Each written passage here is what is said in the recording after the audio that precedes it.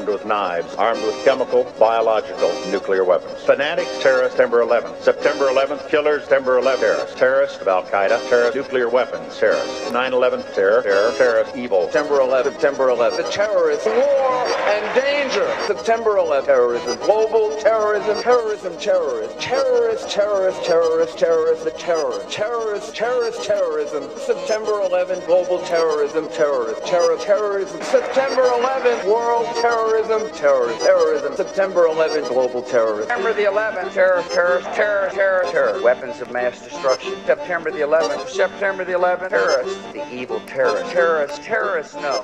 Terrorism. The words are hypnotically repeated. Terrorism, terrorist, terrorist threat, and of course, believed to be linked to Al-Qaeda.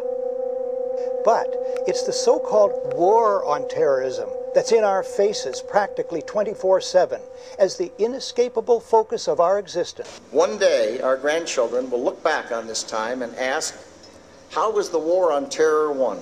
The entire U.S. ruling class, ruling elite, comes to see terrorism as the preferred means, indeed the only means, to provide social cohesion, to provide an enemy image for the society to keep it together. According to neocon theory from Carl Schmitt, you have to have an enemy image in order to have a society. It's a very dangerous thing because now it means that the entire social order, the political parties, intellectual life, politics in general, all based on a monstrous myth